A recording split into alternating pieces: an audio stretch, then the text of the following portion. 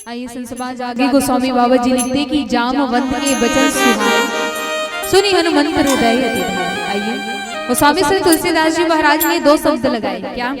सुहाए और भाई। सुहाए और भाई दोनों में अंतर है।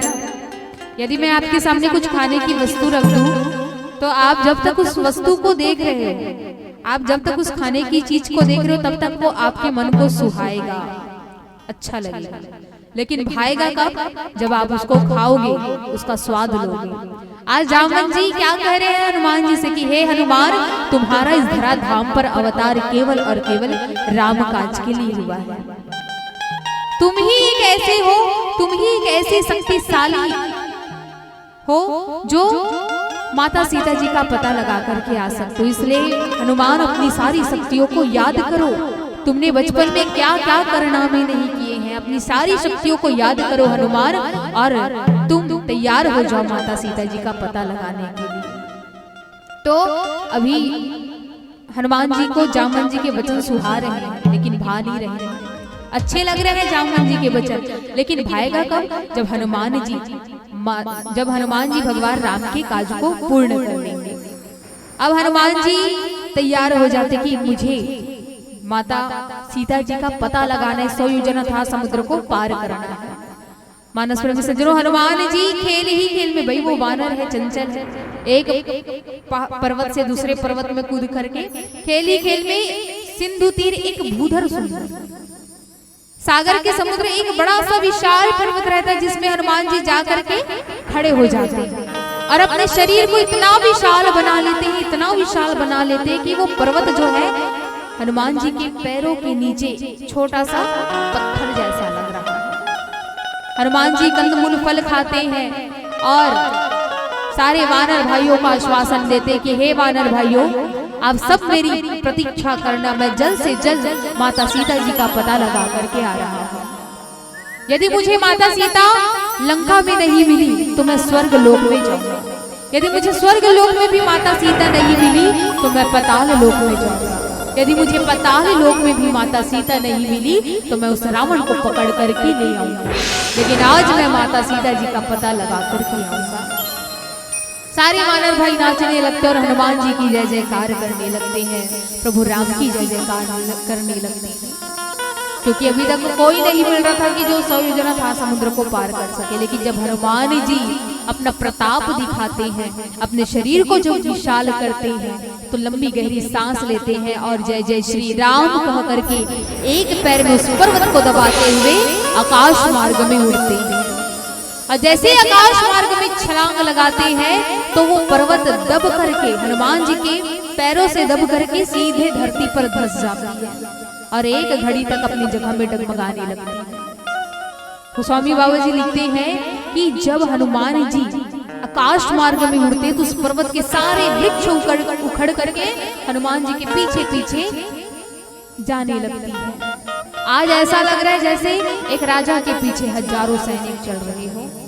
भाई हनुमान जी का प्रताप ही ऐसा है, अतुलित बल के धाम है जिनकी बल की का कोई थाह नहीं पा सकता। जिस प्रकार से आप समुद्र के पानी का थाह नहीं पा सकते, वैसे ही हनुमान जी के बल का कोई, उनकी बुद्धि का, उनके विवेक का कोई थाह नहीं पा सकता। ऐसे ज्ञानी नामाग्र गण्यम थे हनुमान जी। हनुमान जी अब भक्ति के मार्ग पर निकले हैं, भक्ति की खोज में निकल गए हैं। 100 योजना था समुद्र के उड़ रहे हैं, उसको पार लगा रहे हैं, कैसे? आकाश मार्ग से। अब गोस्वामी बाबा जी क्या लिखते? जल निधि रघुपति दूत बिचारी तय मैं ना कहो श्रम। हनुमान जी को देख करके समुद्र अपने मन में विचार करता है। जल का निधित्व करने वाला कौन है? समुद्र है। तो समुद्र अपने मन में विचार करता है कि मुझे हनुमान की सहायता करनी चाहिए। यदि मैं हनुमान की सहायता नहीं करूंगा तो कल के दिनांक पर मुझ पर ये लांछन लग जाएगा कि कहीं सीता हरण में मेरा हाथ भी तो नहीं था। तो समुद्र क्या करता है? मैनाक पर्वत के पास में जाता है। मैनाक पर्वत समुद्र के अंदर छिपा हुआ है। पहले के जमाने में क्या हुआ करता था? पहले त्रेता युग की ही बात है, पर्वतों के पर हुआ करते थे, पंख हुआ करते थे।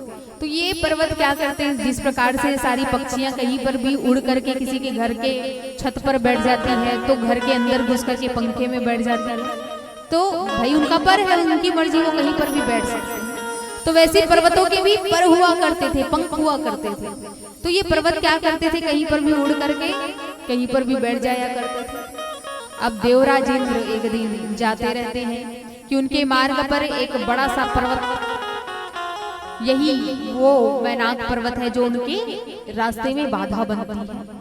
तो देवराज इंद्र को बड़ा गुस्सा आता है, ये सारे पर्वतों के जब से पंख लगे हैं, ये पंख का दुरुपयोग करके कहीं पर भी बैठ जाते हैं, किसी का भी रास्ता रोक लेते हैं। देवराज इंद्र को बड़ा गुस्सा आता है, अपने तलवार निकालता है और जितने भी पर्वत रहते हैं सबके परों को वो काटने लगता है, सबके पंख को काटने लगता है। तब यही मैनाक की जब पंख करते हैं तो ये गिरते गिरते समुद्र के पास आता, कहता है कि हे समुद्र, मुझे इंद्र से बचा लीजिए। आज इंद्र सबके परों को काट रहा है, वो मुझे भी मार डालेगा, कृपा करके आप मुझे अपने अंदर छुपा लीजिए, मैं आपके अंदर रहूंगा तो सुरक्षित रहूंगा, सबकी नजरों से बच करके रहूंगा। तब समुद्र कहता है कि ठीक है मैनाक, तुम मेरे अंदर समाहित हो जाओ, मेरे अंदर छुप जाओ। तो ये वही मैनाक पर्वत है जो आज समुद्र के अंदर छुप करके है। आज इस मैनाक पर्वत को भी एक आदेश दिया गया है। समुद्र मैनाक पर्वत के पास आता है, कहता है कि हे मैनाक, जाओ, जाकर के हनुमान को विश्राम दो, क्योंकि वो एक राम काज के लिए निकला है।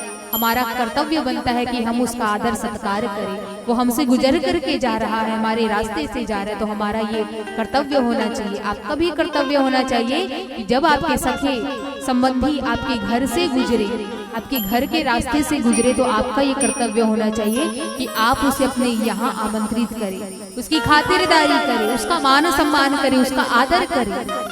समुद्र ने भी विचार किया कि क्यों ना मैं आज हनुमान को अच्छा मौका मिला है, आज एक राम भक्त हनुमान का आदर सत्कार करने का, तो क्यों ना मैं क्यों मैं इसमें पीछे हटूं। तो मैनाक पर्वत को भेजा जाता है कि जाओ मैनाक, हनुमान को अपने ऊपर बैठा करके उसे विश्रांति प्रदान करो, आराम प्रदान करो। समुद्र के वचन को सुन करके मैनाक जो है हनुमान जी के सामने समुद्र से बाहर आने लगता है। ये मैनाक पर्वत कैसा है, पूरे सोने का बना है मैनाक पर्वत, जिसे देख करके हमारी आंख, जिस प्रकार से हम थोड़े से ही सोने को देख करके हम सोना सोना करने लगते हैं, सोचिए वो ऊपर पर्वत ही सोना का था। हनुमान तही परसा कर पुनि किन्न प्रणाम, राम काज किन्हीं बिनु मोहि कहां विश्राम। मैनाक पर्वत हनुमान जी से कहता है कि हे भाई, तुम उड़ान भरते भरते थक गए होगे, थोड़ी देर आकर के मेरे ऊपर आकर के विश्राम कर लो हनुमान। तो हनुमान जी अपना हाथ फेरते हुए आशीर्वाद प्रदान करते हुए मैनाक पर्वत से कहते कि हे भाई, मैं एक राम काज के लिए निकला हूँ, और जब तक मैं राम काज नहीं कर लेता मुझे विश्राम कैसा। और ये गुण हर व्यक्ति के अंदर होना चाहिए। आप जिस काम को करने के लिए निकले हो, जब तक वो काम हमारा पूर्ण नहीं हो जाता तब तक हमको भी विश्राम नहीं करना चाहिए। हर मनुष्य का एक लक्ष्य होना चाहिए, जब तक वो मनुष्य उस लक्ष्य को पूर्ण नहीं कर लेता, उस लक्ष्य की प्राप्ति नहीं कर लेता, तब तक हमको भी विश्राम नहीं करना चाहिए। आज हनुमान जी राम काज के लिए निकले हैं। हनुमान जी ने मैनाक पर्वत का अनादर भी नहीं किया, स्वीकारा भी नहीं, लेकिन अनादर भी नहीं किया। ये चीज हमारे अंदर भी होना चाहिए। हम भले ही सामने वाले व्यक्ति को आदर ना दें, लेकिन उसका अनादर भी ना करें। हनुमान जी ने हाथ जोड़ करके आशीर्वाद प्रदान करके मैनाक पर्वत से कहा कि हे भाई, अभी मेरा विश्राम करने का समय नहीं, जब तक मैं राम काज नहीं कर लेता मुझे विश्राम कैसा। और उसको आशीर्वाद प्रदान करते हुए हनुमान जी वहां से निकल जाते। तब गोस्वामी बाबा जी लिखते हैं कि जात पवन सुत देवल देखा, जाने कहू बल बुद्धि विशेषा, सुरसा नाम अहिन के माता पटी इन आई कही तेई बाता। जात पवन सुत देवन देखा, देवता लोग पवन सुत को जाते देख रहे हैं। पवन पुत्र है कौन? हनुमान जी। हनुमान जी को जब लंका की ओर जाते देखते तो सारे देवता लोग मन में विचार करते हैं कि ये हनुमान जो है लंका में प्रवेश करने वाला, मोह की नगरी में जाने वाला है, माया की नगरी में जाने वाला है। तो क्यों ना आज हम हनुमान की परीक्षा लें। भाई परीक्षा लेना जरूरी है, क्योंकि जब तक हम परीक्षा नहीं लेंगे, पता चला ये लंका में जाकर के मोह माया की नगरी में फंस गया तो इसलिए इसकी परीक्षा ली जानी चाहिए। तो सारे देवता लोग क्या करते, सुरसा नाम अहिन के माता, सुरसा नाम की राक्षसी के पास में जाते हैं, सुरसा के पास में जाते हैं और सारे देवता लोग कहने लगते हैं कि हे सुरसा, तुम बहुत दिनों से भूखी हो ना, आज हम तुमको बड़ा सुंदर आहार दे रहे हैं, तुम चाहो तो जाकर के उसे खा सकती हो, जाओ। एक राम भक्त हनुमान जो है लंका की ओर जा रहा है, तुम जाओ जाकर के उसकी परीक्षा लो, तुम उसे भोजन के रूप में खा लेना, यदि वो असफल रहा तो जाओ जाकर के परीक्षा लो। सारे देवताओं के वचनों को सुन करके सुरसा जो है हनुमान जी की परीक्षा लेने के लिए आती है। ऊपर से टपकती है सुरसा। सुरसा कहाँ से टपक रही है? ऊपर से। सुरसा जैसे ही हनुमान जी के सामने आकर के खड़े होती है, कहती है वानर रुक।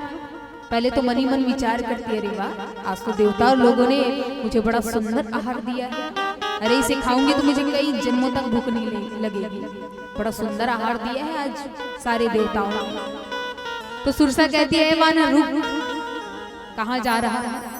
आज तो बड़ा सुंदर आहार मुझे मिला है, आज मैं तुमको खा जाऊंगा। हनुमान जी बड़े विवेक के साथ सुरसा से कहते कि हे माता, सुरसा नाम अहिल्य माता, सुरसा को हनुमान जी माता कह रहे हैं, जबकि सुरसा क्या कह रही है? ए वानर रुक, मैं आज तुम्हें खा जाऊंगी। लेकिन ऐसी राक्षसी को हनुमान जी माता कह करके पुकार रहे हैं। उनका विवेक देखिए, उनका व्यवहार देखिए हनुमान जी का। हनुमान जी दोनों हाथों को जोड़ करके कहते हैं कि हे सुरसा, हे माता, आपसे निवेदन है कि मैं राम काज के लिए जा रहा हूँ, मुझे राम काज करने दो माँ, उसके बाद मैं स्वयं आपके मुख का आहार बनूंगा। सुरसा कहती नहीं नहीं, मैं तुम्हें तुरंत खाऊंगी। भाई सुरसा कौन है? लोभी है, लालची है, और लालची लोगों को तुरंत होना, लालची लोग थोड़ा भी इंतजार नहीं करते, धैर्य नहीं धरते, लालची लोगों को तुरंत होना, वो तुरंत खाना चाहते हैं। और सुरसा कौन है? लोभी है, और लोभी होने के कारण वो कहती है कि नहीं नहीं, मैं तुम्हें तुरंत खाऊंगी। क्या पता भाई, तुम कह तो रहे हो कि मैं वापस आऊंगा, तुम्हारे मुख का आहार बनूंगा, लेकिन मैं कैसे भरोसा करूं तुम पर? हनुमान जी कहते हैं कि मैं राम जी की सौगंध खाता हूँ माँ, मैं स्वयं आपकी मुख का आहार बनूंगा। लेकिन सुरसा मानने को तैयार नहीं। तब हनुमान जी क्या करते हैं? युद्ध नीति अपनाते हैं। युद्ध नीति क्या है? साम दाम दंड भेद। हर व्यक्ति के जीवन में होना चाहिए साम दाम दंड भेद। पहले समझाओ, ना समझे तो दूसरी बारी समझाओ, दूसरी बारी ना समझे तो दाम दे करके समझाओ, पैसा दे करके समझाओ, पैसा दे करके भी ना समझे तो दंड दो, और दंड दे करके भी नहीं समझे तो सीधा देश निकाला करो। तो आज हनुमान जी सुरसा को समझा रहे हैं, लेकिन सुरसा नहीं समझ रही है, तो हनुमान जी उसका दाम चुकाते हैं। ठीक है सुरसा, अपना मुख खोल और आइए एक भजन, तत्पश्चात आगे की कथा हम जानेंगे। प्रेम से बोलिए सियावर राम।